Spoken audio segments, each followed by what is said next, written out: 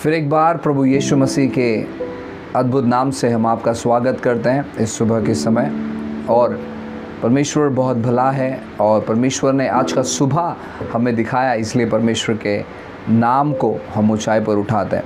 प्रभु कृपालु है, प्रभु दयालु है और प्रभु अनुग्रहकारी है। वो हमारे जीवन में बहुत सारी अच्छी और भली बातों को करते हैं। परमेश्वर इस दिन को उन्होंने तैयार किया है हमारे लिए, ताकि हम अच्छी और भली चीज़ों को अपने जीवन में अनुभव कर पाएँ। आइए एक वचन को पढ़ते हैं और आज उस वचन पर अध्ययन करेंगे। लूका की किताब अध्याय 13 और वचन 16 मैं आप लोग के लिए पढ़ता हूँ। आप लोग अपने बाइबल से ध्यानपूर्वक पढ़ें और सुने। लिखा है, और क्या ये उचित ना था कि यह स्त्री जो अब्राहम की बेटी है, जिसे शैतान ने 18 वर्ष से बांध रखा था, शब्बत के दिन इस बंधन से छुड़ाई जाती। बाइबल कहता है यहाँ पर एक महिला के बारे में।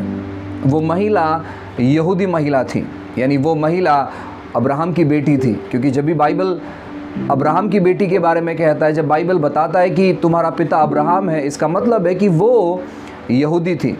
और यहूदी लोगों का कस्टम होता है, यहूदी लोगों का सिस्टम होता है, यहूदी लोगों का कल्चर होता है कि जब वो छोटे बच्चे होते, जब वो छोटे रहते, तभी से ही वो कलीसिया जाते हैं, तभी से ही वो बाइबल के पहले 5 किताब जिसे तौराह कहा जाता है, वो सीखते हैं, उस पर मनन करते हैं। उसमें के काफ़ी सारे चीज़ें उन्हें याद रखना पड़ता है। और यह महिला भी परमेश्वर के बहुत सारे वचनों को जानती थी। और यह महिला अपने बचपन से ही कलीसिया आया करती थी।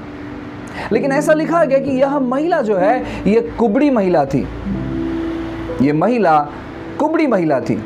और यह महिला अपने कुबड़ेपन को अपने हर रोज़ की ज़िंदगी में देखती थी। रोज़ लोग इन्हें तरह तरह की बातें करते थे। और ये इतनी कुबड़ी हो चुकी थी कि किसी तौर पर सीधी नहीं हो सकती थी। लिखा है, यानी उसका मुंह हमेशा ज़मीन की ओर रहता था, हमेशा धूल मिट्टी से वो महिला भर जाती थी। एक दिन ऐसा हुआ कि यीशु मसीह उस कलीसिया में आते हैं। और जब यीशु मसीह उस कलीसिया में आते हैं तो यीशु मसीह उस महिला को देखकर तरस खाते हैं। और यीशु मसीह कहते कि तू अब्राहम की बेटी है, तुझे शैतान ने 18 साल तक जकड़ के रखा था, अपने बंधन में रखा था। लिखा गया कि कमज़ोर करने वाली आत्मा उसे जकड़ ली थी। और वहाँ पर और भी कुछ लोग थे, अच्छे अच्छे टीचर्स थे, शिक्षक थे। उन लोगों को यह चीज़ अच्छा नहीं लगा और वे रसिया गए, वे परमेश्वर के विरोध में काम करने लगे। मैं आपसे कहना चाहता हूँ, आज भी काफ़ी सारे लोग हैं जो इस महिला के समान हैं। अनेक सालों से प्रभु पर विश्वास करते हैं, लेकिन वो जकड़े हुए हैं अपने बंधनों में, जकड़े हुए हैं अपने गलत बातों में, जकड़े हुए हैं चीज़ों में, जकड़े हुए परिस्थितियों में। और वो जिसकी अगुवाई में चलते हैं, वो जिसका सुनते हैं, वो जिसको मानते हैं, वो उनको उनके कमज़ोरी से बाहर नहीं निकालता है, परंतु वो उन्हीं कमज़ोरी में उन्हें रखता है। वे प्रार्थना तो करते हैं, लेकिन फिर भी कमज़ोरी में रहते हैं। वे बहुत सारी चीज़ों को जानते, फिर भी वो कमज़ोरी में रहते हैं। आज यीशु मसीह हमसे यही बात करना चाहता है कि क्या हम उस 18 साल वाली महिला के समान हैं, जो अपने बंधनों में जी रहे हैं और वहाँ से बाहर निकलना चाहते हैं। परमेश्वर आज हमारे हृदय को खटखटाता है और पूछता है और कहता है कि तुम अब्राहम की संतान हो, तुम्हें इस बंधन में रहने की ज़रूरत नहीं है। आप जिस प्रकार की समस्या में है, परमेश्वर आपसे कहना चाहते कि आपको इन समस्या में रहने की ज़रूरत नहीं है, क्योंकि आप अब्राहम के आशीषों से जुड़ चुके हो। परंतु आज समस्या ये हो जाती है, दुविधा ये हो जाती है कि हम उन चीज़ों से बाहर निकलने के लिए किसी भी प्रकार का कदम नहीं बढ़ाते हैं, किसी प्रकार की चीज़ों को हम नहीं करते हैं। जो महिला 18 साल से कुबड़ी हो गई थी, आपको क्या लगता है वो एकाएक सीधी हो गई और उसके शरीर में कुछ समस्या नहीं हुआ रहेगा? मैं आपसे कहना चाहता हूँ, ऐसा बिल्कुल भी नहीं है। जब यीशु मसीह ने उसके पीठ पर हाथ रखा और कहा कि मैं चाहता हूँ कि तू सीधी हो जा, उसे थोड़ी बहुत तकलीफ हुई रहेगी, क्योंकि वहाँ से उस 18 साल की हालतों से बाहर निकलते वक्त थोड़ा बहुत समस्या हुआ रहेगा। आपको याद है, एक पिता अपने बेटे को यीशु के पास लेकर आता है जिसे मिर्गी की बीमारी थी। और आपको मालूम है मिर्गी की बीमारी या जो वो गलत आत्मा था, वो बीमारी का आत्मा जो उसे जकड़ कर रखा था, किस प्रकार उसे मरोड़ कर अधमरा सा कर देता है। जब चीज़ें शरीर से बाहर निकलती है, गलत चीज़ें जब शरीर से बाहर निकलती है तो वो बहुत ही सहज और नॉर्मल तौर पर नहीं निकलती, वो काफ़ी बार तकलीफ देकर निकलती है और लोग उस तकलीफ को सहन नहीं करना चाहते, लोग उस पीड़ा को सहन नहीं करना चाहते। बाइबल कहता है कि परमेश्वर ने मूसा को खड़ा किया और कहा कि मूसा, मैं चाहता हूं कि तू मेरे लोगों को आज़ादी दे और उनको गुलामी से बाहर निकाल। और जब मूसा उन लोगों को गुलामी से बाहर निकाल रहा था, वे लोग मूसा को पसंद नहीं कर रहे थे, वे मूसा के बारे में कुड़कुड़ कर रहे थे। वो कहते थे कि हम पहले का जीवन अच्छा जी रहे थे, हमें सब कुछ खाने पीने की मिलता था, लेकिन जब से तू आ गया हमारा जीवन और कठोर हो गया है। आप देख सकते हो कि जब तक वे मिस्र में थे उनका जीवन बहुत कठोर था, बहुत समस्या में थे। जब वो जंगल में पहुंचे वहां पर भी परमेश्वर अनुग्रह कर रहा था, लेकिन उनका हृदय परमेश्वर के लिए धन्यवाद से भरा हुआ नहीं था, उनका हृदय कुड़कुड़ से भरा हुआ था। वो कहते कि हमें वहां पर कांदा खाने मिलता था, वो कहते कि हमें वहां पर लहसुन खाने मिलता था, यहां पर मन्ना खाने मिल रहा है। वो भूल गए कि परमेश्वर किस प्रकार उन पर अनुग्रह कर रहे हैं। काफी बार परमेश्वर का अनुग्रह हम व्यर्थ में डाल देते हैं जब हम उन चीजों को इस्तेमाल नहीं करते अपने जीवन में।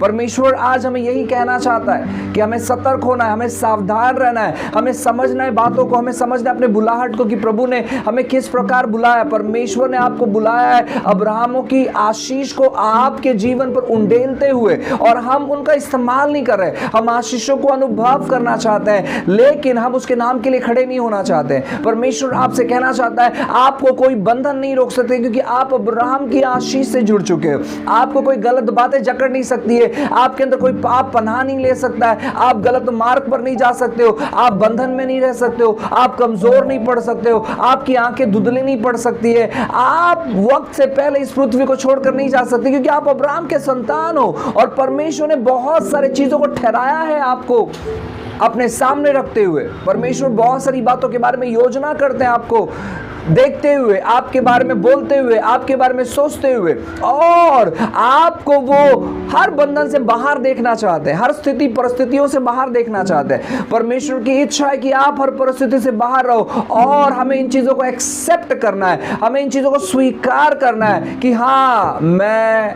इन चीजों से बाहर निकलना चाहता हूं, इन चीजों से बाहर आना चाहता हूं। यीशु मसीह ने उस 38 साल वाले बीमार व्यक्ति से पूछा कि क्या तू चंगा होना चाहता है? वो क्या कहने लगा मालूम है?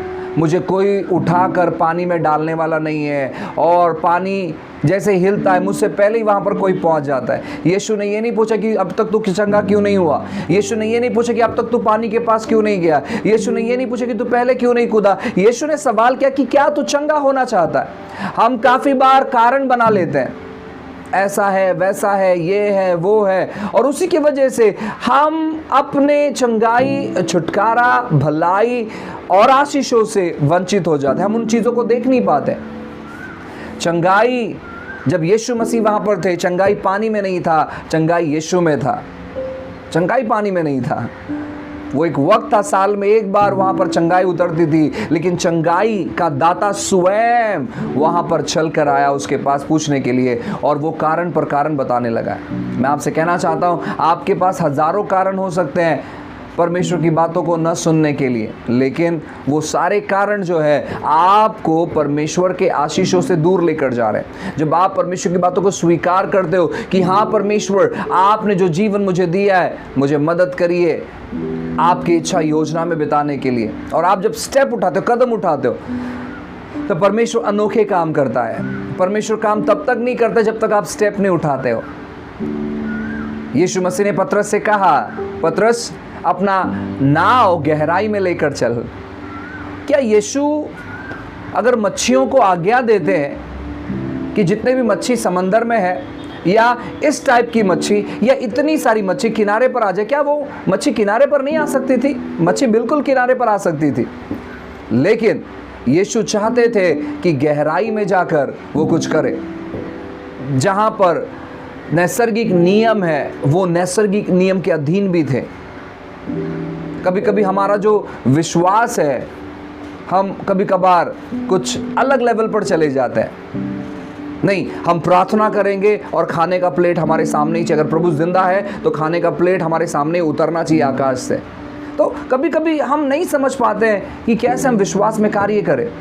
हम नहीं समझ पाते हैं कुछ बातों को, और उसी की वजह से हम निराश हो जाते हैं। हम अचानक प्रार्थना करते हैं, किसी व्यक्ति को जाकर मिलते हैं। पहली बार ऐसा होता है कि हम जाकर उस व्यक्ति से मिलते हैं और उस व्यक्ति के लिए प्रार्थना करते हैं और वो व्यक्ति जिंदा नहीं बचता है, और फिर हमारा विश्वास कमज़ोर हो जाता है। नहीं प्रियो, हमारे विश्वास को इस समय उभारने का समय है, और परमेश्वर हम हर एक लोगों से बात करना चाहते हैं कि आप अब्राहम के संतान हो, इसीलिए आप किसी प्रकार के बंधन में नहीं रहोगे, लेकिन आप लोगों के लिए आशीष का कारण ठहरोगे। और परमेश्वर ने जो चीज़ आपके जीवन में नियुक्त किया है, उन चीज़ों को समझने का प्रयास करो। और कैसे आप समझ सकते हो? आपको परमेश्वर के साथ और वक्त बिताना है, उनके साथ संगति करना है, उनके बारे में सोचते रहना है।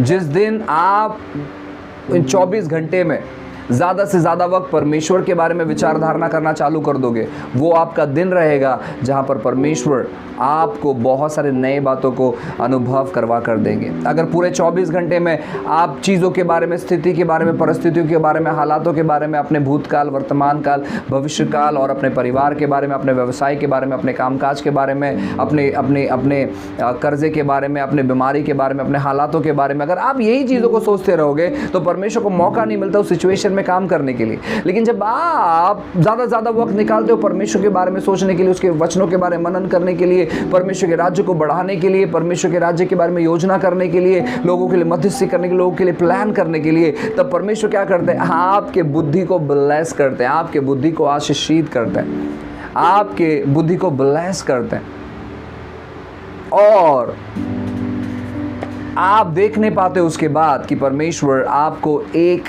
जगह से दूसरे जगह पर लेकर जाता है, एक स्तर से दूसरे स्तर में लेके जाता है, एक माहौल से दूसरे माहौल में लेकर जाता है। इसलिए अपने हृदय को तैयार करो। लिखा गया है, वापस एक बार पढ़ता हूँ, यहाँ पर लिखा गया है, और क्या ये उचित ना था कि यह स्त्री जो अब्राहम की बेटी है, क्या ये उचित न था? यीशु मसीह वहाँ पर प्रचार कर रहे कि ये कब की ठीक हो जानी चाहिए, हमारा जीवन कब का बदल जाना चाहिए। अगर नहीं बदल रहा है, इसका मतलब है कि हम बहुत सारे अच्छी बातों से वंचित हैं। और यीशु कहना चाहता है कि जब मैं अपना मंदिर मैंने तुम्हें बना लिया है, तो इस मंदिर का देखभाल करो, इस मंदिर को समझने का प्रयास करो। ये मंदिर इंसान के हाथों से बनाया हुआ मंदिर नहीं है, लेकिन यह मंदिर जो है परमेश्वर ने बनाया हुआ मंदिर है। और जब हम इस मंदिर के बारे में जानेंगे, हम बहुत सारी अद्भुत कटनी को काटेंगे। एक लास्ट चीज़ कहूँगा, फिर हम प्रार्थना करेंगे। काफ़ी बार जब लोग परमेश्वर के वचन के बारे में नहीं जानते हैं, तो वो क्या कहते हैं मालूम है? पास्टर, हमारे एरिया में बहुत सारे मंदिर हैं, और उसी मंदिर के वजह से हम बहुत सारे गलत चीज़ों से जकड़े हुए हैं, गलत बंधनों से जकड़े हुए हैं, हमारी ब्लेसिंग्स को हम देख नहीं पाते हैं, वगैरह वगैरह। वो भूल जाते हैं कि अगर उनके एरिया में 1000 मंदिर भी है, तो वो मंदिर मरे हुए मंदिर है, वो जीवित मंदिर नहीं है, पत्थरों से बनाए हुए मंदिर है। लेकिन हम जो है, हम जीवित मंदिर है। हम ऐसे चीज़ों से लाखों गुना ज़्यादा शक्तिशाली है। हमारा शत्रु कितना शक्तिशाली है, हमारी समस्या कितनी शक्तिशाली है, उन चीज़ों पर हम ध्यान न दें तो बहुत अच्छा है। हमें ये जानने की ज़रूरत है हमारा परमेश्वर जो हमारे साथ रहता है वो कितना शक्तिशाली है। और आपको हर बार जब आप अपनी समस्या को देखते हो, एक ही चीज़ देखना कि अगर यीशु आपके साथ में खड़ा होता, आपके हाथों को अगर थामता, तो वो समस्या को जानने के लिए कितना वक्त लगता। और जब आप इस प्रकार की चीज़ों को देखोगे, आप कहोगे अरे पास्टर, तुरंत ही वो समस्या चली जाती। आज वैसे ही है, यीशु आपके हाथ को कभी नहीं छोड़ता है। वो कहता है कि आप अब्राहम के संतान हो और उसकी सारी आशीषें आपके ज़िंदगी पर हैं। हम किसी प्रकार की समस्या में नहीं रहना चाहिए, हम केवल एक ही समस्या में रहना चाहिए, और वो है कि परमेश्वर के नाम के लिए लोग हमारे विरोध में बातें करते हैं। बाकी कोई समस्या में हमारा ज़िंदगी नहीं होना चाहिए। लोग कहना चाहिए कि नहीं यार ये परमेश्वर के लोग हो चुके हैं, अरे यार ये यीशु वाले हो चुके हैं, ये हालेलुया वाले हो चुके हैं, ये प्रेज द लॉर्ड वाले हो चुके हैं, ये गाने बजाने वाले लोग हो चुके हैं। इस प्रकार का समस्या या इस प्रकार का सताव ठीक है, बाकी कोई सताव, बाकी कोई समस्या, बाकी कोई परेशानी हमारी ज़िंदगी में नहीं रहना चाहिए। इन चीज़ों को आप अध्ययन करें। क्या ये उचित ना था कि आप परमेश्वर के राज्य में अनेक लोगों को लेकर आते हैं? क्या ये उचित ना था कि आप अद्भुत चीज़ों में आगे बढ़ते?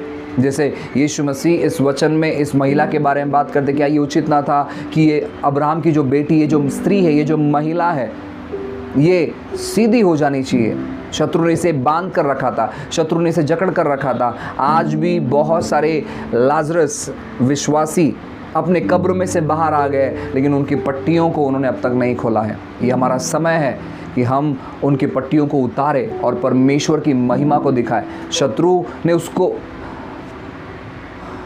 जीवित तो रखा, यानी यीशु ने जब उसे कहा तो वो जीवित तो है, लेकिन शत्रु ने क्या किया मालूम है क्या? उसे पट्टियों से बांध कर रखा था कि वो परमेश्वर की महिमा को न देख पाए, उसकी आंखें बंद रहे। वो जिंदा है लेकिन वो परमेश्वर के महिमा को नहीं देख पा रहा है। परमेश्वर ने हमें जिम्मेदारी दिया है कि ऐसे लोगों पर से पट्टियों को उतारे और हम सब मिलकर उन्हें मदद करें परमेश्वर की महिमा को देखने के लिए। आइए हम प्रार्थना करते हैं। Love you daddy.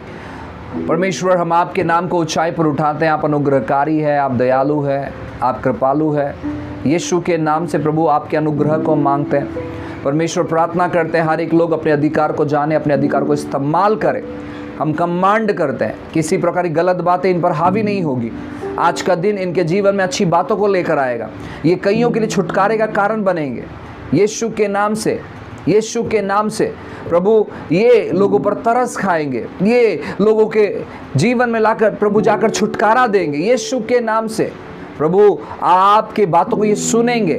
प्रभु आपका वचन कहते हैं कि मेरी भेड़ मेरी वाणी को सुनती है। प्रभु आपके वाणी को ये सुनेंगे। हम हर एक लोग आपकी वाणी को सुनेंगे यीशु के नाम से। हम कमांड करते हैं, हमारे कानों को, आँखों को, हृदय को, मनों को हम तैयार करते हैं प्रभु आपकी बातों को सुनने, जानने, समझने के लिए। और प्रभु आपने अनुग्रह किया, धन्यवाद देते। चीज़ों को, स्थिति को, परिस्थिति को हम आपके हाथों में देते। कमांड करते कि आज का दिन प्रभु आपके ठहराए हुए मकसद, योजना के अनुसार जाए यीशु के नाम से। शत्रु के सारे तीरों को हम खंडित करते हैं, सारे वार को हम खंडित करते हैं और प्रभु हम रिलीज करते हैं आपके अद्भुत आशीषों को। आपने कृपा दया किया, धन्यवाद देते हैं यीशु के नाम से। आमेन, आमेन।